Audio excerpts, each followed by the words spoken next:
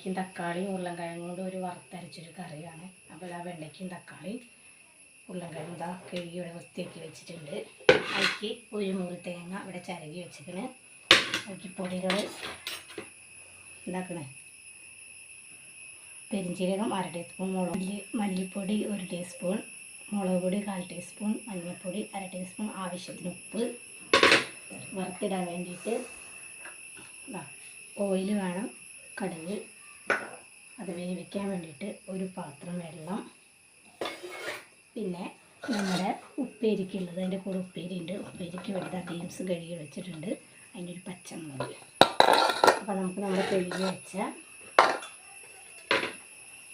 വെണ്ടയ്ക്കും തക്കാളിയും നമുക്കൊന്ന് അരിഞ്ഞെടുക്കാം കേട്ടോ. ഈ പാത്രത്തിലാണ് നമ്മൾ ഉണ്ടാക്കുക കേട്ടോ. തക്കാളി,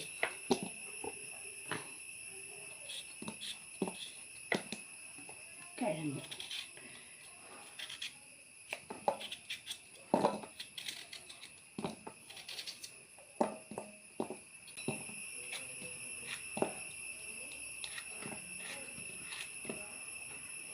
വേവിക്കണം.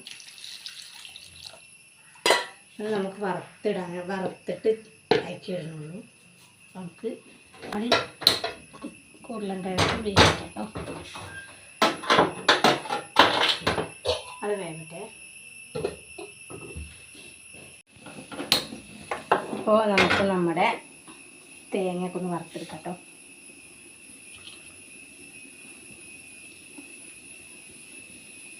തേങ്ങയും പൊടികളും ഒന്ന് വറുത്തെടുക്കാം.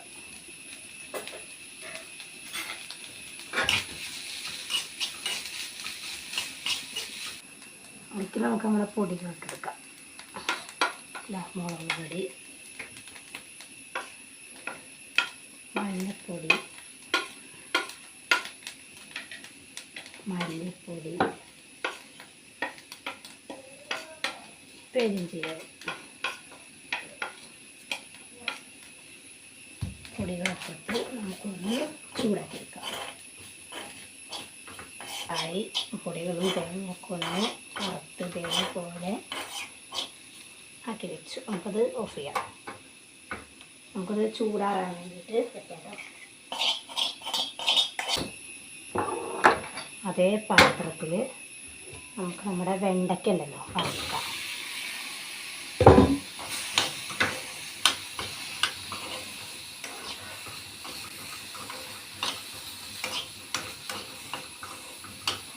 കുറച്ച് എണ്ണ വെച്ചിട്ട്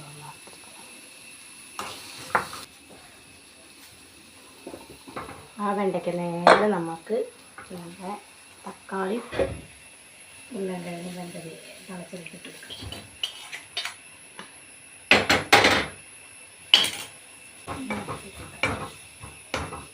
അതിന് ശേഷം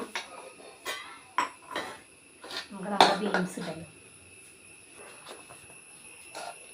ബീൻസ് അരിഞ്ഞെടുക്കാം കേട്ടോ. നമ്മൾ വെണ്ടയ്ക്കൊക്കെ വേണ്ടിയിട്ട്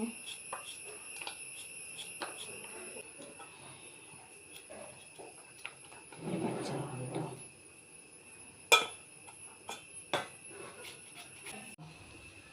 നമ്മൾ തേങ്ങ നമുക്ക് അരയ്ക്കുക. നമ്മുടെ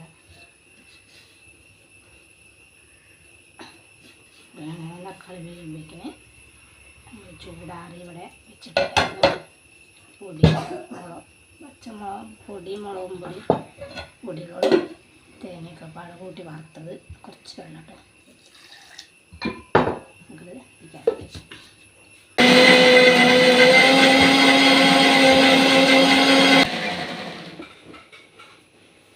കേട്ടോ. നമ്മൾ അരപ്പോട് തയ്യാറാക്കി വെച്ചിട്ടുണ്ട്. അതുകൊണ്ട് വയ്ക്കാം. നമ്മുടെ വെണ്ടയ്ക്കും തക്കാളി ഉപ്പൊക്കെ വെച്ചിട്ടുണ്ടായിരുന്നു വെന്തിട്ടുണ്ട്. നമുക്ക് നമ്മൾ അരപ്പ് ചേർക്കാം കേട്ടോ.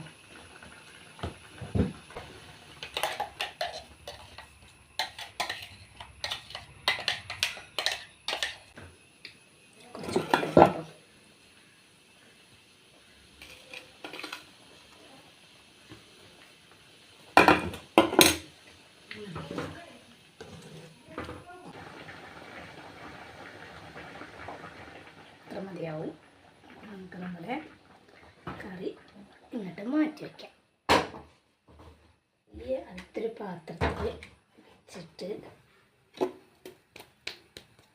നമുക്ക് വറവിടാൻ വേണ്ടിയിട്ട് ഇതാ കടുകും ഓയിലും കുറച്ച് ഓയിൽ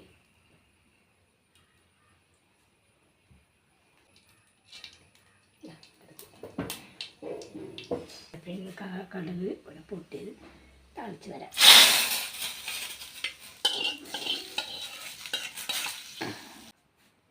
അതേ ഒരു പാത്രത്തിൽ നമ്മളെ ബാക്കി വന്ന ഓയിലും കൂടി നമുക്കൊന്ന് ഒഴിച്ച് വെക്കാം.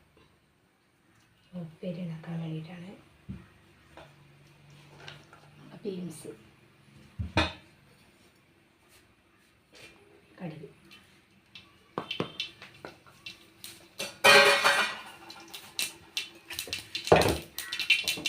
ബീൻസ് കുറച്ച് ഇട്ടിട്ടോ.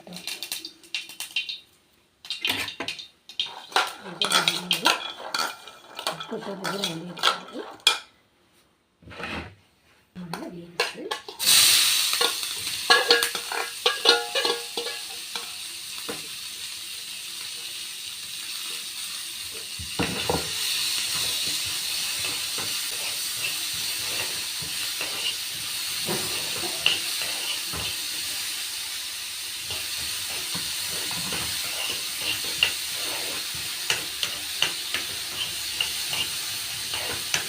നമ്മുടെ ബീൻസ് കഴിഞ്ഞിട്ട് തക്കാളി വെണ്ടയ്ക്ക് കിഴങ്ങും ഇവിടെ റെഡിയായി. അതിൻ്റെ കൂടെ ബീൻസ് ഉപ്പേരി. അപ്പോൾ എല്ലാവരും ഇത് ട്രൈ ചെയ്ത് നോക്കുക.